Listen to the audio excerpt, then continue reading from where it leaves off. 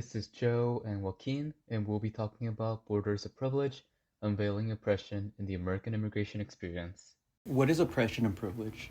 In order to understand these concepts, we need to first define the terms. We're using Cudd's framework, which simply defines oppression as a harm through which groups of persons are systemically and unfairly or unjustly constrained, burdened, or reduced by any of several factors.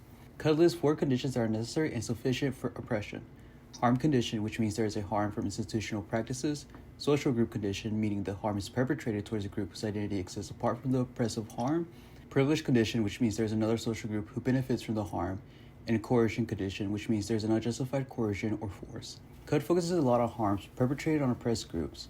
In order to understand harm, we're going to look at Martha Nussbaum's central human functional capabilities. Many forms of measuring harm focus on economic disadvantages or access to resources, which miss the full picture of what it means to live a dignified life. Nussbaum's 10 capabilities offer a more holistic way to approach harms by looking at what people are actually able to do and be, focusing on agency, autonomy, and dignity. This approach is helpful in the context of immigration because harms are not just about economic disadvantages, but about legal insecurity, lack of political voice, and restricted freedom of movement, which impact a person's ability to function fully in society.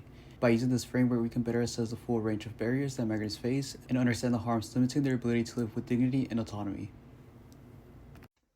Before we dive into the harms immigrants face, it's important to define who we mean by immigrants in this discussion. The Office of Homeland Security defines an immigrant as any person lawfully in the United States who is not a U.S. citizen, U.S. national, or someone admitted under a non-immigrant category. For this presentation, we're focusing on the 2 specific groups, recent immigrants and first-generation immigrants. Recent immigrants refers to those who have arrived in the U.S. within the last few years, while the first-generation immigrants are individuals born in the U.S. to immigrant parents. We choose to focus on these groups because they often experience the most immediate harms that we will later mention, whether it's navigating legal status, cultural adjustment, or economic barriers. Unlike the second or third generation immigrants who may have more established networks or resources, these groups often face the most direct systematic social harms in their daily lives. By narrowing our focus, we can better understand the specific disadvantages they encounter and how these challenges shape their identity and lived experiences in the US. To get a better understanding of the immigrants in the United States, let's look into the demographics. As of 2022, approximately 46.1 million immigrants resided in the US, accounting for about 14.3% of the nation's population. The largest immigrant groups come from Mexico, India, and China.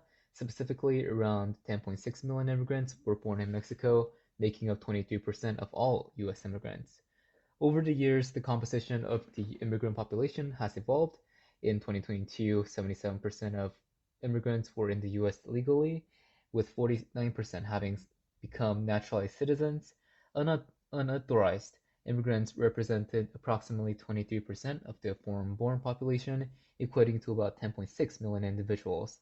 These figures are derived from the comprehensive analysis conducted by organizations like the Pew Research Center, which utilize the data from sources such as the US Census Bureau and other governmental reports as well.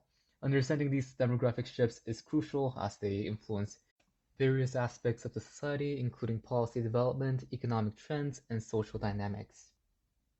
One of Nussbaum's central capabilities includes sense, imagination, and thought, which they define as being able to use a sense to imagine, think, and reason, and to do these things in a way informed and cultivated by an adequate education. According to the Migration Policy Institute, 1 in 4 children in the United States has at least one immigrant parent, and almost 47% of immigrant parents have limited English proficiency. Because of this, immigrant parents have a difficult time engaging with schools. Additionally, schools serving immigrant communities also face resource constraints and provide stricter educational environments.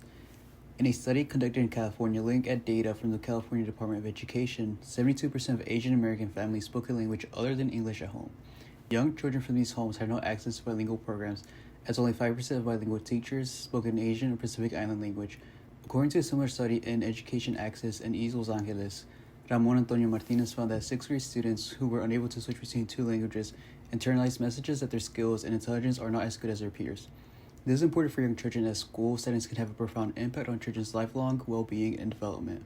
Another Nussbaum's capabilities include affiliation, which refers to being able to live with and toward others. In a study conducted by Claudia Soto Saavedra, exploring sense of belonging in refugee, permanent, temporary, and undocumented migrants in Utah, a majority of migrants, regardless of legal status, felt a sense of belonging.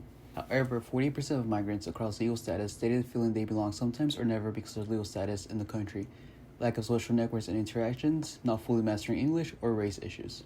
Olivia, an individual with temporary status, stated their status gives them a feeling of having no power to do anything and they are hindered to reach their full capacity.